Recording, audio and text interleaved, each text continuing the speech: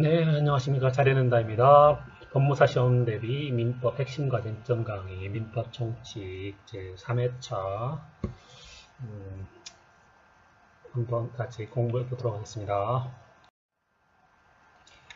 오늘은 쟁점 3번 미성년자에 대해서 배울 텐데요. 먼저 미성년자의 행위능력, 미성년자의 의 제4조, 사람은 19세로 성년에 이르게 된다. 예전엔 20세였는데 이제 19세였습니다. 바뀐 겁니다. 제5조 미성년자의 능력.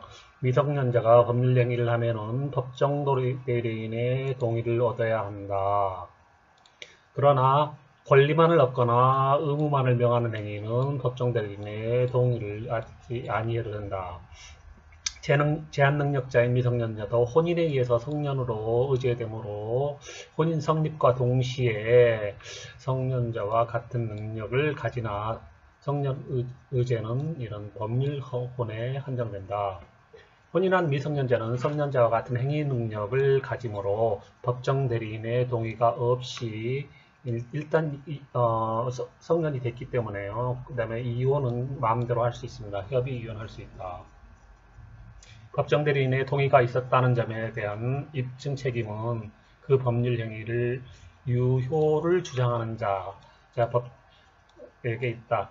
이제 유효를 주장하는 자는 그러니까 상대방은 미성년자가 계약한 어떤 이제 그 계약에 상대방은 미성년자는 좀 사례분별 능력이 없어서 싸게 팔았으니까 그거가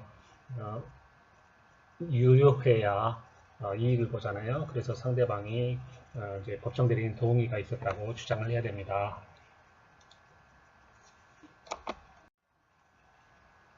네, 또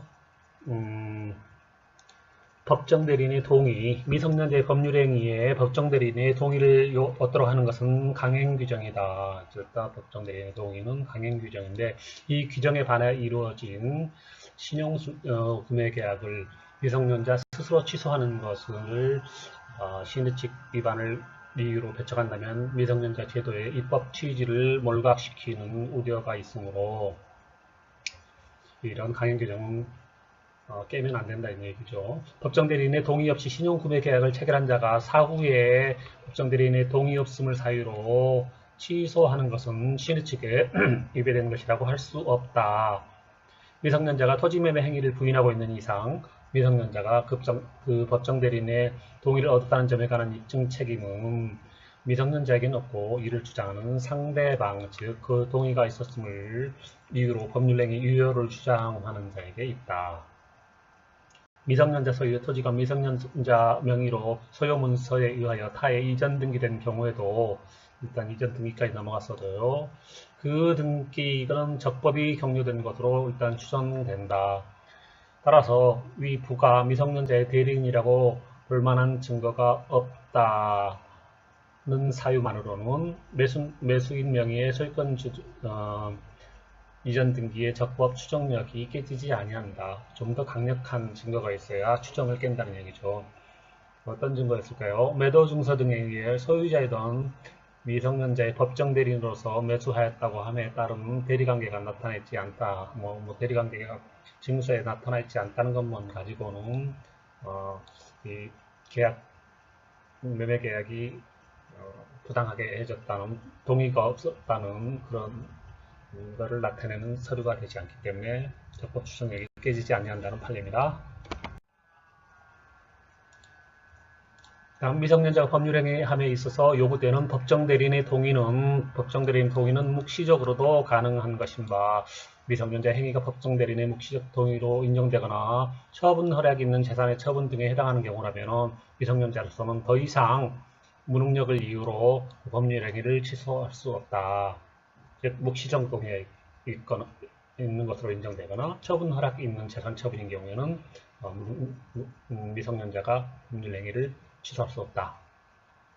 만 19세가 넘는 미성년자가 월소득 범위 내에서 신용구매를 체결한 사안에서 스스로 얻고 있던 소득에 대하여는 법정 대리인의 묵시적 처분 허락이 있다고 봐서 이 신용구매 계약은 처분 허락을 받은 재산 범위 내의 처분에 해당한다. 따라서 묵시적 동의 또는 처분 허락을 받은 재산의 범위 내라면 신용구매한 후 회수하려는 경우와 곧바로 현금 구매를 하는 경우를 달리 볼 필요가 없다.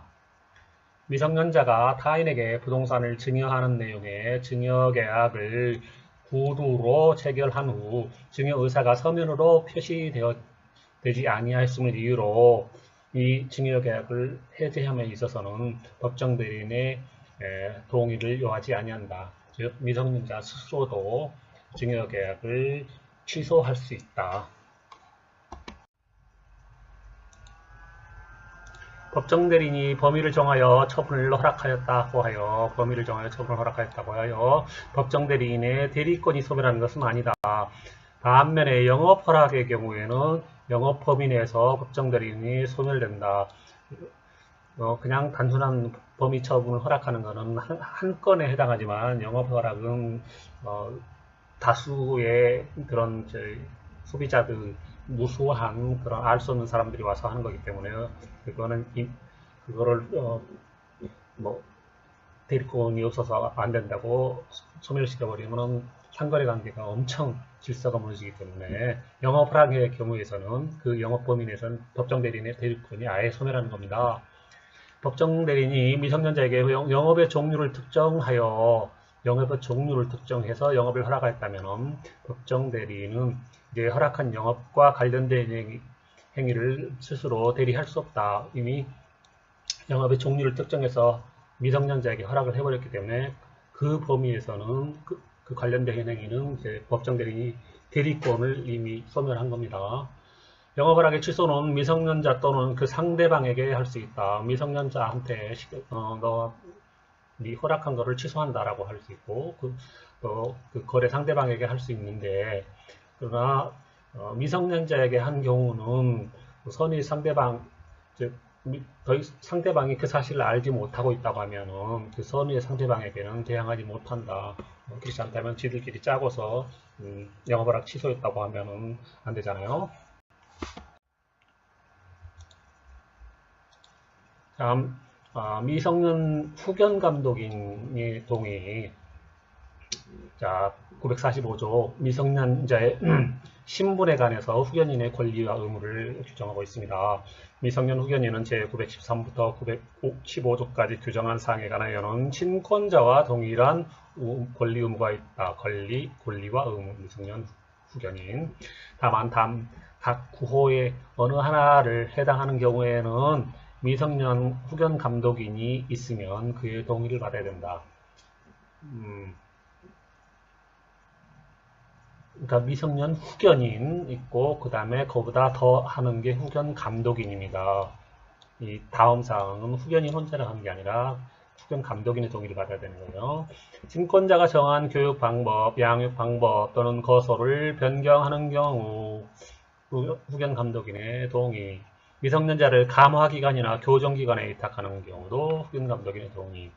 그 다음에 이 부분 때문에 본 거예요. 친권자가 허락한 영업을 취소하거나 제한한 경우는 미성년 후견인이 영업을 취소하거나 제한하는 경우는 후견 감독인의 동의도 받아야 된다. 자, 법정 대리인의 동의를 얻지 않는 경우에 어떤 법적 효과가 있는지 봅시다. 1원칙, 동의를 얻지 않는 경우에 미성년자는 그 행위를 취소할 수 있다. 일단 취소권이 있는 거고요. 그렇지만 미성년자가 단독으로 할 수 없는 법률 행위가 있어요. 이런 경우는 이거 뭐냐? 이 행위들은 동의를 받아야 된다. 이런 겁니다.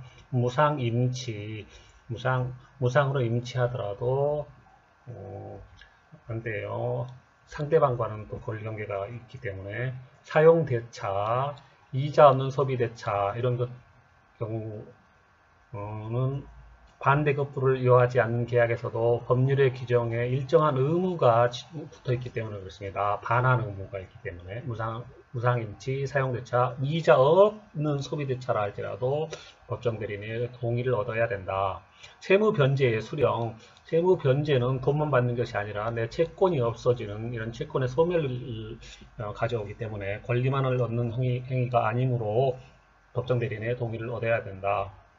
그 다음에 부담부 증여, 이거는 또 경제적으로 유리한 계약 체결 행위지만 동시에 부담을 부담이 뭡니까? 의무를 부담하기 때문에 단독으로 할 수 없고, 상속의 승인은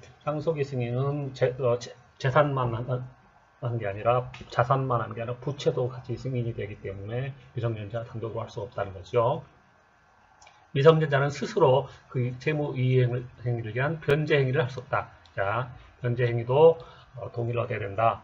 그 다음에 상계도 마찬가지로 동의 없이는 할 수 없다. 그 다음에 본인에게 유리한 매매 계약도 단독으로 체결할 수 없다. 그리고 미성년자는 후견인이 되지 못한다.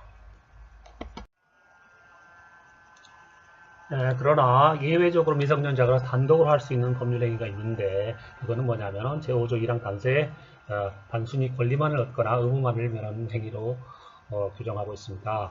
이게 뭐냐면은 친권자에 대한 부양료 청구권, 부양료를 청구한다. 단독으로 할 수 있다.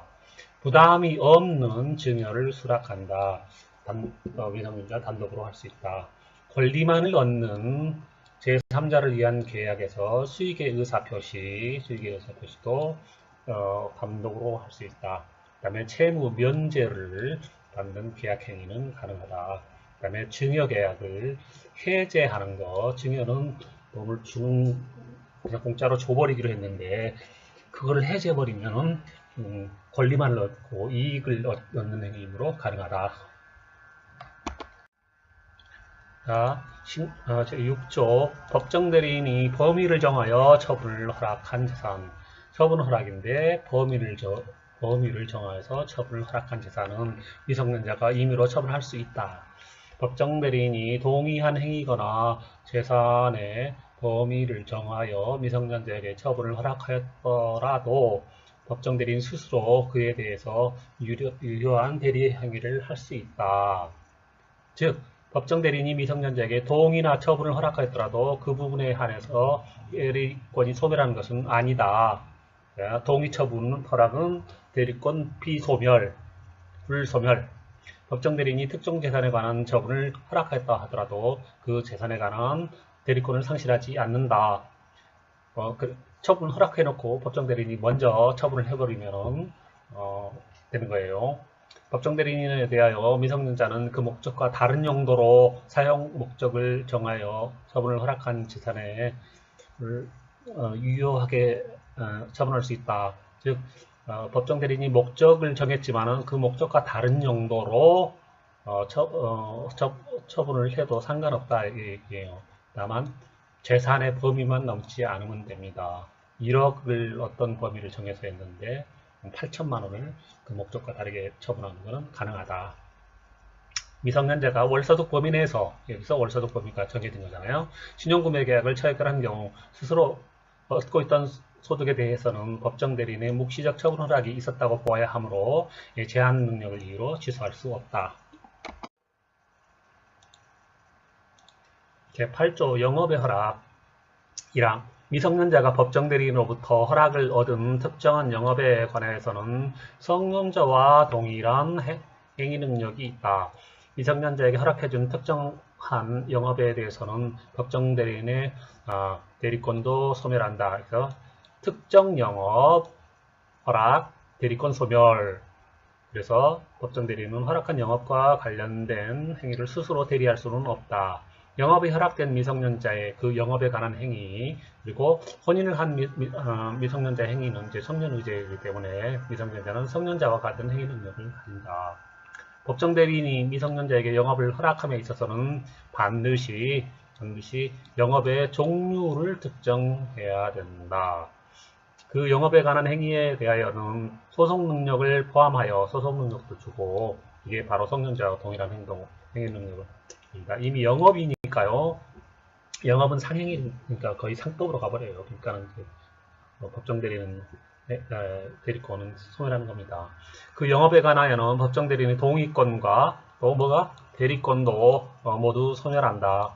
상행위로 가니까. 다음 영업의 허락 계속 봅니다. 2항 법정대리는 그가 준 영업의 허락을 취소 또는 제한을 할 수 있다. 그러나 이 영업 허락의 취소나 제한은 선의 제3자에게 대항하지 못한다. 미성년자는 그러니까는 그 대리는 할 수는 없지만은 취소나 제한을 할 수 있다는 거죠. 미성년자는 법정 대리인으로부터 허락을 얻은 특정한 영업에 관하여는 성년자와 동일한 행위 능력이 있으나 법정 대리인은 이 허락을 취소 또는 제한할 수 있다. 그러나 그 허락의 취소와 제한은 선의 제3자에게는 대항하지 못한다는 거죠. 미성년자 갑이 법정 대리인의 허락을 얻어 컴퓨터 판매업을 하던 중에 영업이죠.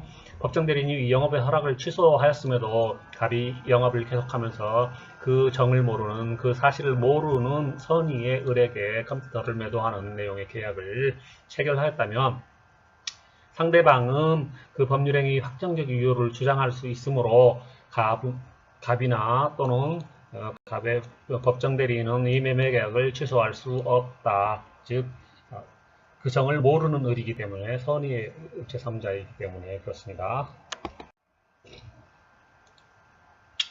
제17조 미성년자의 행위에 대해서 대리행위. 대리인은 행위능력자임을 요하지 않는다.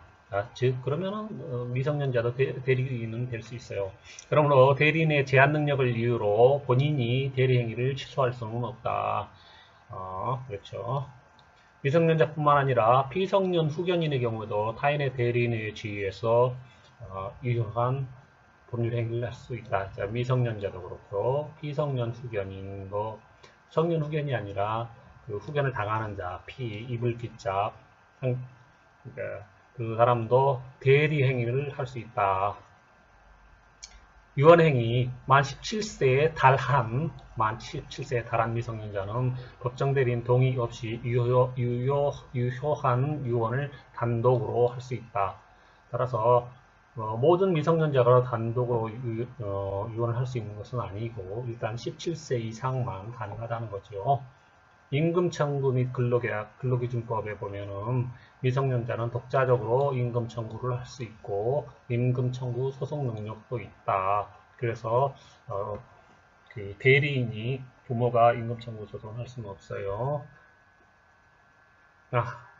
자, 미성년자의 근로계약 체결에 있어서 법정 대리는 일단 근로계약 체결을 대리할 수는 없다. 어린애들 일 시켜버리게 되는 거니까요. 부모가 이렇게 대리인에게 미성년자의 근로계약을 체결을 대리할 수 있도록 하면은 큰 문제가 됩니다. 법정 대리인의 허락을 얻어 회사의 무한 책임이 허락을 얻어서 무한 책임 사원이 된 미성년자가 그 사원 자격에 의해서 한 행위는 일단 상인이 되어버리기 때문에 법정 대리인의 동의 없이 유효하게 할 수 있다. 혼인한 미성년자는 성년자료 유죄 때문에 협상이혼 시 법정 대리인 동의를 요하지 아니한다. 아까 본 지문이네요. 자, 또 미성년자의 법률행위를 취소할 수 있습니다. 자, 7조에 보면은 동의와 허락을 취소 어떻게 하느냐. 법정 대리인은 미성년자가 아직 법률행위를 하기 전에는 전 2조의 동의와 영업의 허락 동의라든가 처분을 허락한 범위의 재산을 취소할 수 있다. 영업 허락을 취소할 수 있다.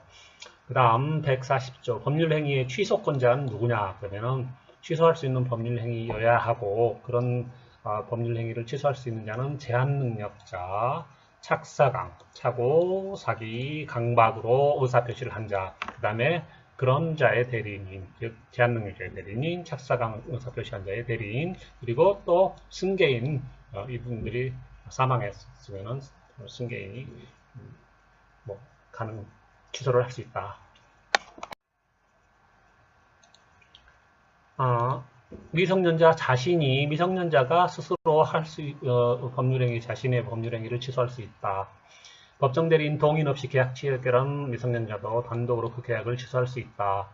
미성년자 또는 제한능력자 측이 제한능력을 이유로 법률행위를 취소하면 법률행위는 소급적으로 무효가 돼서 아예 처음부터 안 했던 거가 되기 때문에 선의의 제3자에게도 대항할 수 있다. 이게 아주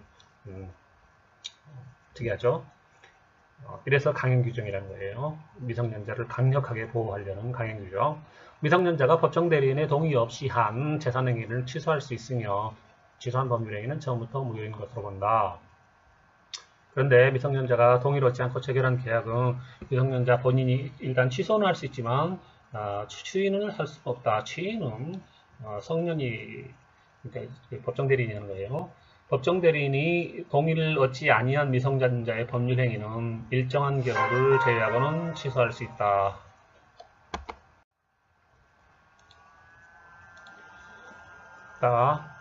제한 능력을 원인으로 한 취소에는 선의의 제3자 보호 규정이 없다. 절대적 의무예요. 그래서 이런 그 취소된 제한 능력을 이유로 취소된 법률 관계를 기초로 이해관계를 맺은 제3자는 승계 취득을 주장할 수 없다. 그러나 선의 취득이라든가 시효 취득 등 별도의 권한이 있다면 권리를 취득할 수 있다. 이거는 별도의 법률 규정이 있기 때문에 취득할 수 있다는 거죠. 미성년자임을 이유로 한 취소의 경우 미성년자와의 거래 상대방이 그 목적물을 제3자에게 처분하여 그다음에 여기서 이제 제3자에게 넘어간 거예요. 근데 제3자가 선의 취득 요건을 구비한 경우에는 이제 차단 효과가 발생되어서 미성년자의 무효의 효과가 차단이 되어 버립니다. 그래서 미성년자는 제3자에게 대해서 취소의 사실을 이유로 법정물 반환을 청구할 수 없다. 반환 청구 불가. 미성년자가 신용카드를 발급받아 물품을 구입한 후 신용카드 이용 계약을 취소한 경우 이제 미성년자는 신용카드사에 물품 대금 상당액을 현존한 이익으로서 반환할 의무가 있다.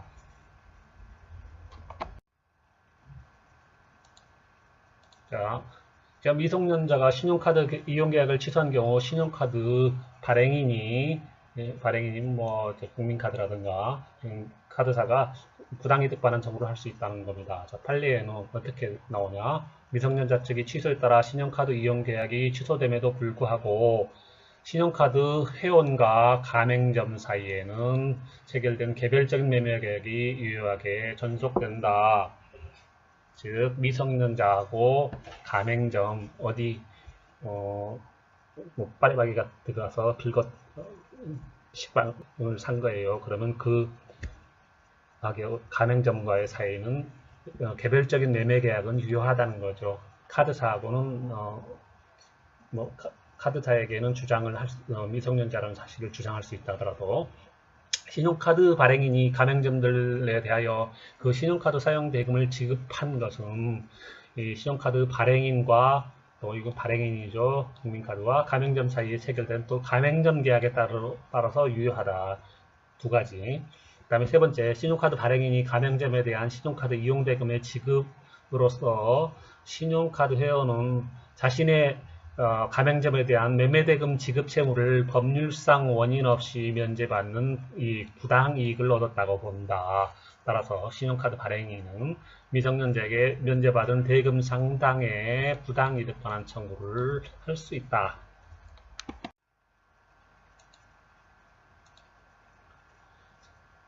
자, 또 미성년자뿐만 아니라 법정 대리인이 미성년자의 법률 행위를 취소할 수 있어요.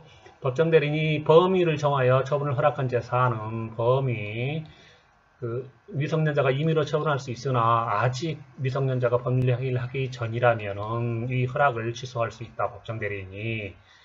그러나 이를 가지고 선의의 제3자에게는 대항할 수 없다. 법정 대리인은 미성년자에게 준 영업 허락을 취소 또는 제한할 수 있다. 영업 허락 취소 제한. 여기서 취소는 소급표가 인정될 수는 없고 여기서 영업 허락의 취소는 법적 성질은 철회이다. 향후 취소한 이후부터 무효가 되는 거죠. 그 다음 최고권. 는 최고권이라고 하는데요. 요즘은 촉구권이라고 말을 바꿨습니다. 너무 어려운 함자라고 해서 15조 제한능력자. 제한능력자는 미성년자뿐만 아니라 뭐 피성년 후견인 뭐 이런 것까지 다 포함해서 제한능력자라고 포괄적으로 바꾼 겁니다. 그전에는 미성년자에 뭐 이렇게 했었는데 제한능력자의 상대방의 확답을 촉구할 권리. 자, 제한능력자의 상대방의 권리입니다. 상대방은 제한능력자가 능력자가 됐는데도 아직도 뭐 계약을 취소할 것인지 뭐 얘기가 확실치 않으니까 관계가 불안정하잖아요. 그래서 1개월 이상의 기간을 정해서 그 취소할 수 있는 행위를 추인할 것인지를 일단 능력자가 됐으니까 능력자는 이제 추인할 수 있습니다. 그래서 확답 요구를 촉구할 수 있습니다. 그런데 능력자로 된 이전의 제한 능력자가 그 기간 내에 확답을 발송하지 아니하면 아무 대답이 없으면 추인한 것으로 본다. 다음, 제한 능력자가 아직 능력자가 되지 못한 경우에는 이제 그러면 법정 대리인에게 이랑에 촉구를 할 수 있고 법정 대리인이 그 기한 내 확답을 발송하지 아니하면 둘 다 추인한 것으로 본다. 즉 능력자가 된 이제 상대방 그리고 법정 대리인이 기간 내에 확답 발송하지 않으면 추인한 것으로 본다. 근데 이제 3조 3항은 좀 달라요. 특별한 절차가 필요한 행위. 이거는 좀 그 정해진 기간 내에 절차를 밟은 확답을 발송하지 아니하면은 취소한 것으로 본다. 이거는 이제 특별한 절차를 필요한 행위는 좀 어렵게 하려고 하는 것 때문에요. 그러면은 발송하지 않으면은 취소한 것으로 본다. 다음 최고권 계속 봅니다. 상대방의 최고는 추인 여부를 묻는 의사의 통지죠. 추인할 거냐 안 할 거냐.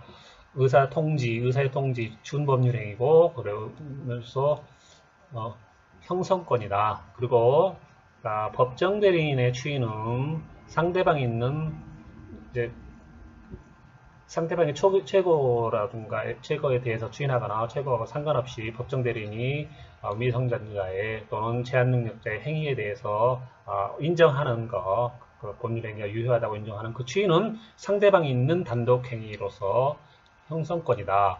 추인은 취소의 원인이 종료한 후에 해야 된다. 추인은 취소의 원인이 종료한 후에 하는 것이기 때문에 최고의 상대방은 능력자여야 된다. 아까 말한 대로 능력자가 된 이전의 제한 능력자에게 하거나 아니면 법정 대리인에게 추인을 해야 된다는 거죠. 추인, 이거는 사후의 동의가 되고 취소권을 더 이상 안 하겠다는 취소권의 포기가 되기 때문에 확정적 유효를 의미한다. 그래서 제한 능력자 측이 추인한 경우 상대방은 이제 이 계약이 이미 돼버린 거에 확정적으로 유효됐기 때문에 그제사 철회라든가 거절을 할 수 없다.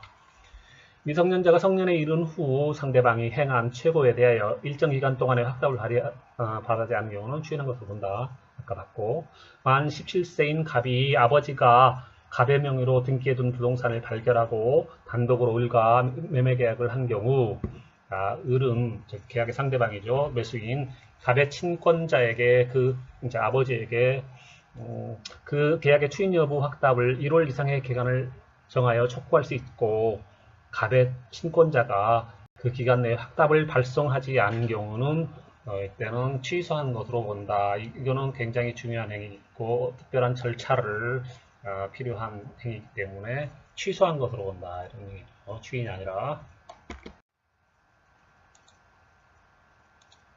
자, 계약 철회권 단독행위 거절권이 있습니다. 제한 능력자의 상대방에 걸립니다. 즉 미성년자의 상대방은 철회권과 거절권을 가진다. 제한 능력자, 미성년자가 맺은 계약은 이런 제한 능력자의 추인이 있을 때까지 상대방, 즉 제한 능력자와 계약을 체결한 자가 법정 대리인이나 제한 능력자에 대하여 그 의사표시를 철회할 수 있다. 아이고 없었던 걸로 합시다. 매매. 다만 상대방이 계약 당시에 제한 능력자의 의무를 알았을 경우에는, 즉 악의인 경우는 알고 했으니까 철회를 할 수 없다. 자, 악의는 철회 불가, 악의의 상대방은 철회 불가. 제한 능력자의 상대방이 있는 단독 행위는 추인이 있을 때까지 상대방이 거절할 수 있다. 즉 철회나 거절이나 거의 똑같은 말인데 계약은 철회고 단독 행위는 거절이다. 이것도 둘 다 철회나 거절은 추인이 있을 때까지 상대방이 할 수 있다. 이런 철회나 거절의 의사표시는 제한 능력자에게도 할 수 있다. 예, 추인과 다른 거죠. 추인은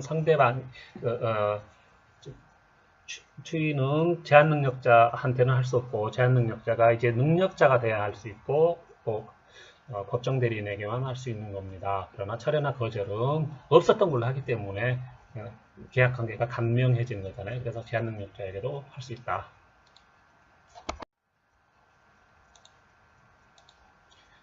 자, 제한능력자 쪽에 추인이 있기 이전에 상대방은 단독행위를 거절하여 무효로 할 수 있다.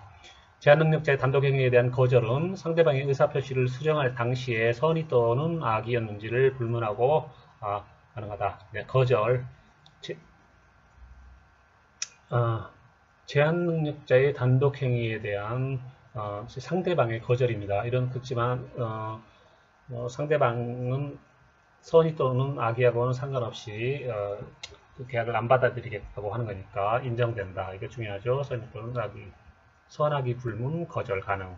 제한능력자의 단독행위에 상대방은 의사표시를 수령한 데에 불과하므로 의사표시를 수령하는데 그쪽에서 그 제한능력자 미성년자가 공짜로 주겠다고 하니까 그냥 받아들이겠다고 한 데에 불과하므로 저놈이 미성년자인 줄 알고서도 받아들인 상대방도 거절할 수 있다. 즉 거절한다고 해서 제한능력자에게 아무런 그런 해가 가지 않기 때문에 손해가 가지 않기 때문에 거절할 수 있다.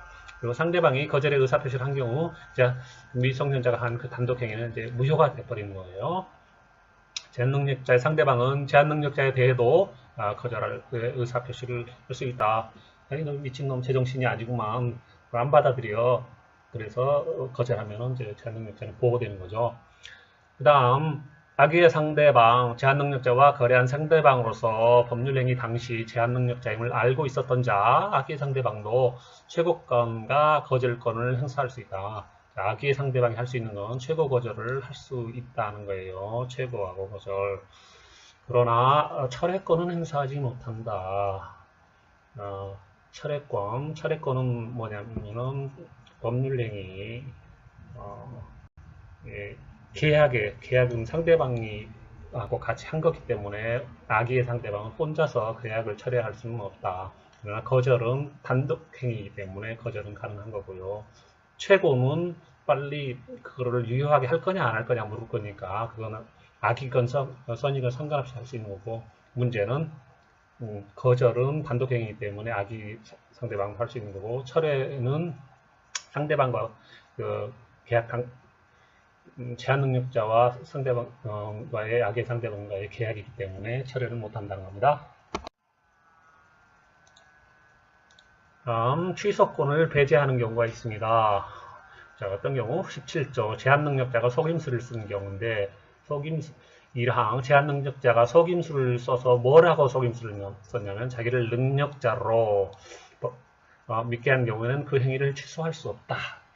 제한능력자가 아닌 행위능력자라고 한 경우 그래서 근데 이거를 시험에는 법정 대리인의 동의가 있는 것으로 믿게 한 경우 취소할 수 없다. 이러면은 틀린 경우예요.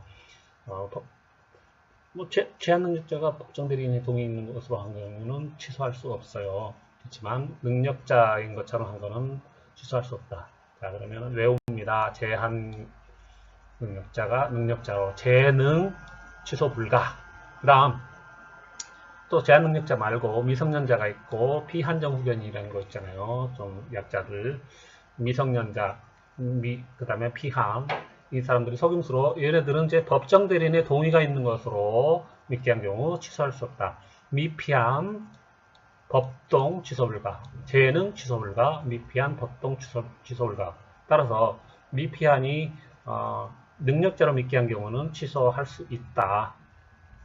그리고 그 피한정인이 아니라 피성년 후견인 피한이 아니라 피성은 속임수로 법정 대리인의 동의가 있는 것처럼 믿게 한 경우는 취소할 수 있는 겁니다. 규정이 없기 때문에 불가하다는 규정이 없기 때문에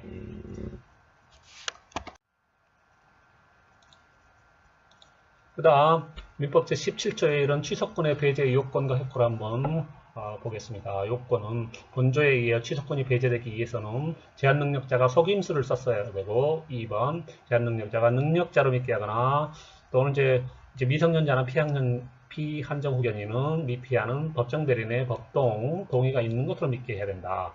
그리고 3. 제한능력자의 속임에 의해서 상대방이 오신을 하고 그리고 오신만 하고 끝나는 게 아니라 그런 오신에 기초하여서 제한능력자가 법률 행위를 하였을 것. 즉 오신과 법률행위에 인과관계가 있으면 된다는 거죠. 그럼 어떤 효과가 있냐? 본조에 해당하면 제한능력자 측은 제한능력자임을 이유로 그 법률행위를 취소할 수 없다. 그래서 취소할 수 없다는 의미는 처음부터 취소권이 발생하지 않아 아예 그냥 처음부터 확정적인 유효라는 거죠. 유동적 무효가 아니라. 자, 판례 하나 보겠습니다. 미성년자와 계약을 체결한 상대방이 미성년자의 취소권을 배제하기 위해서는 민법 17조 소정에 미성년자가 사수를 요즘 말로는 소집으로 바뀌었습니다. 썼다고 주장하는 때 그 주장자인 상대방 측에 대해서 입증 책임이 있다.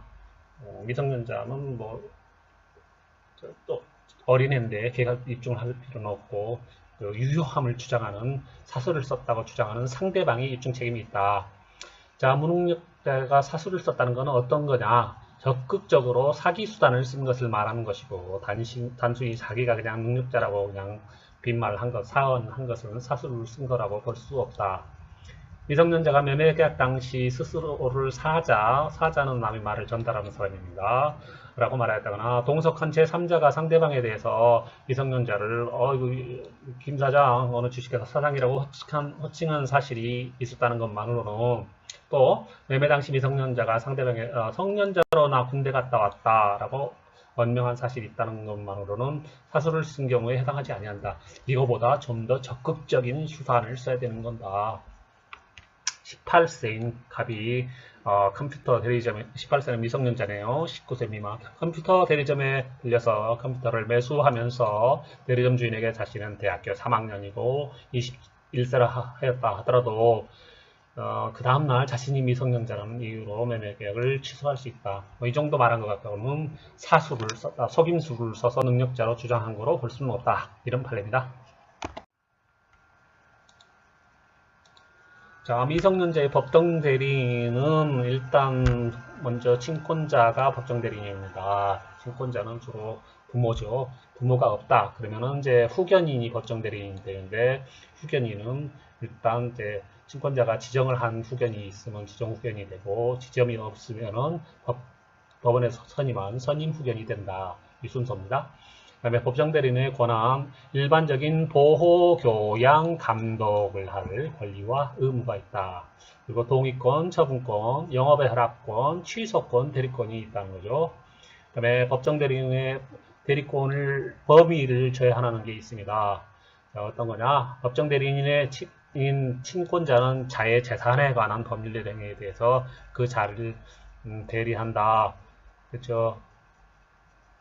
후견인은 피후견인의 재산에 관한 법률 행위에 대하여 피후견을 대리한다. 역시 후견인도 그렇고요. 친권은 부모가 혼인 중인 때는 부모가 공동으로 행사하는 게 원칙이다. 의사결정을 공동한다는 거예요. 이 얘기는 뭐냐면은 실제 그 계약서에 도장을 찍는 사람이 부모 둘 다 해야 된다는 건 아니고 그 전날 부모가 서로 우리 자식의 재산을 파는 거를 우리 서로 동의한다. 그래서 동의를 했으면은 그 중에 엄마든 아빠든 한 명이 가서 계약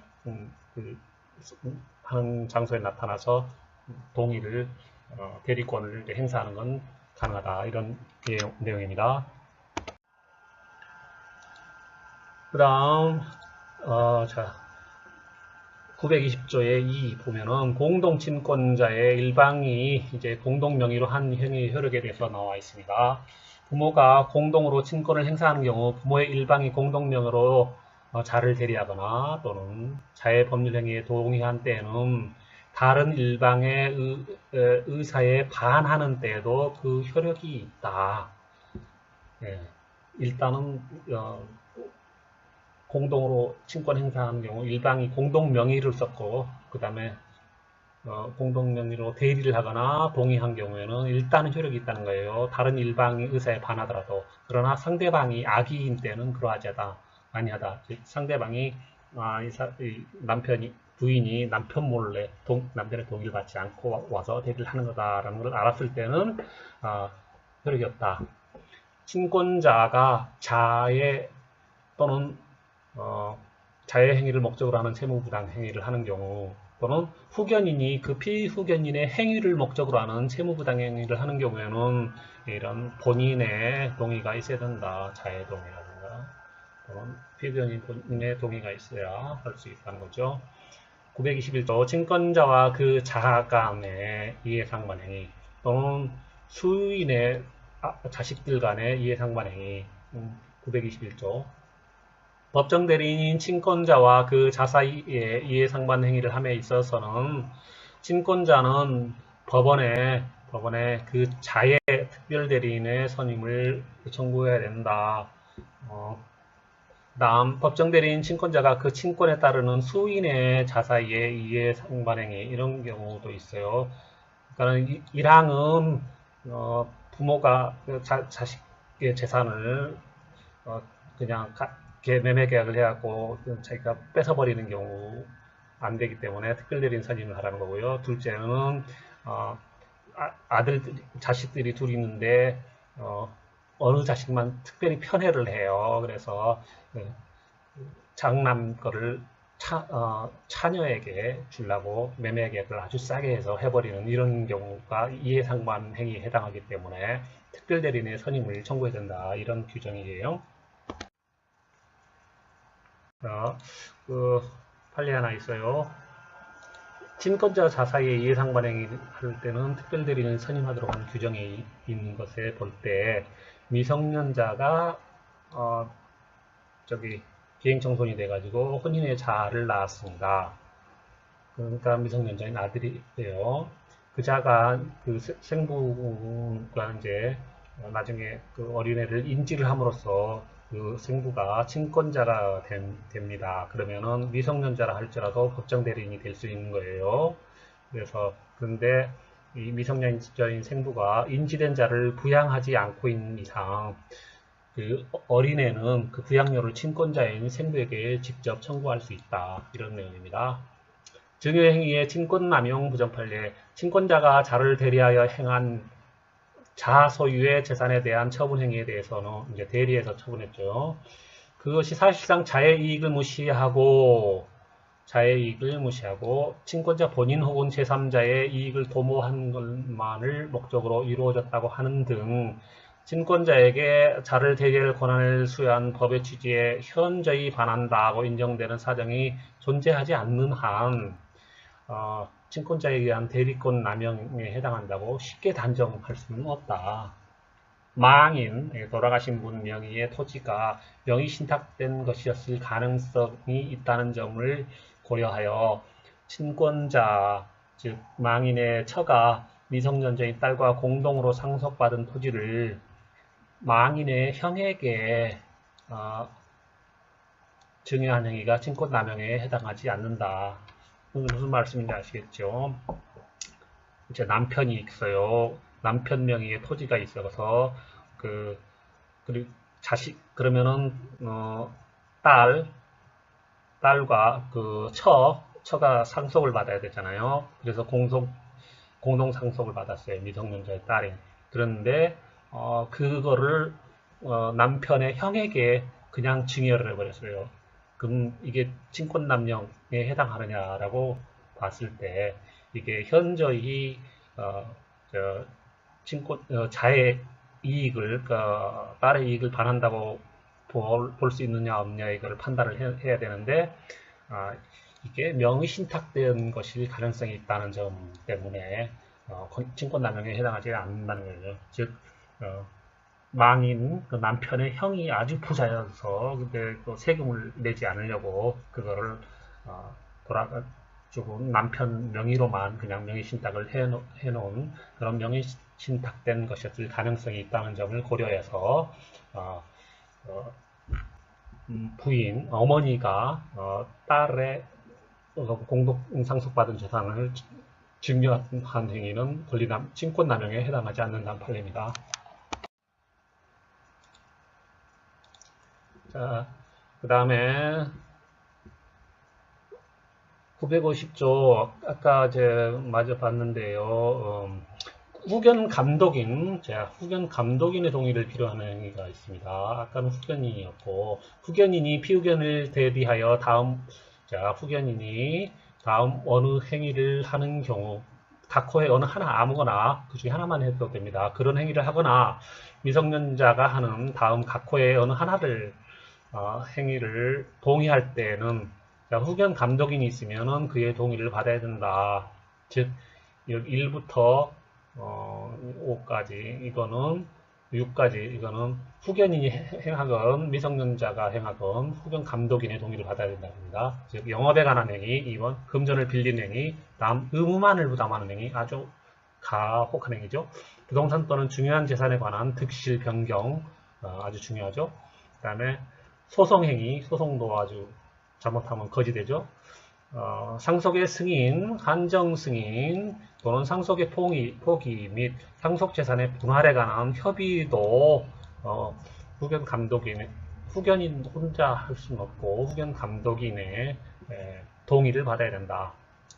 2번 후견 감독인의 동의가 필요한 행위에 대하여 후견 감독인이 피후견인의 이익이 침해될 우려가 있음에도 동의를 하지 않은 경우 동의를 해야 피후견인의 이익이 살아나는데 동의를 하지 않아 가지고 피후견인의 이익이 침해될 우려가 있는 경우에는 가정법원은 후견인이 이제 청구에 의해서 후견 감독인의 동의에 가름하는 허가를 할 수 있다. 만약 후견 감독인의 갑질을 그냥 놔두고 볼 수는 없다는 거죠. 후견 감독인의 동의가 필요한 법률 행위를 후견 감독인의 동의 없이 했을 때 어떻게 되느냐? 이럴 때는 피후견인 그리고 그러니까는 즉 자기 재산을 뺏기게 된 피후견이 그리고 후견을 감독하는 또 후견 감독인이 그 행위를 취소할 수 있다. 자, 미성년자에 관련된 거 마지막으로 보겠습니다. 미성년자의 법정대리인과 그 법정대리인의 범위에 제한해서 보는데, 자, 후견인이 후견 감독인의 동의 없이 이런 제950조 각 1항 각호 6가지 행위를 한 경우 어떤 효과가 있고, 그거는 또 후견인이 이 표현대리가 성립하는지에 대해서 살펴봅니다. 4번 취소권이 발생. 후견인이 후견 감독인 동의 없이 대리권을 행사한 경우 그 후견인의 행위는 무권대리 행위가 되지만 제950조 3항에서 이런 경우는 후견인 또는 피후견인 또는 후견 감독인이 취소할 수 있다라고 규정하고 있기 때문에 취소할 수 있는 행위가 된다. 그래서 취소의 효과와 관련된 제141조부터 146조까지 규정이 적용된다. 그 다음 표현대리가 성립하는지 여부를 보면 판례는 후견인이 후견 감독인의 동의 없이 대리권을 행사한 사안에서 126조의 권한을 넘은 표현대리 규정은 거래 안전을 보호하려는데 그 취지가 있으므로 법정대리의 경우에도 그 적용이 있다고 판시해서 126조의 권한을 넘은 표현대리 규정을 이 후견이 한 행위에도 적용하는 것을 긍정했습니다. 지금까지 잘했는데였고요. 마음에 드시면 구독 눌러주세요. 감사합니다.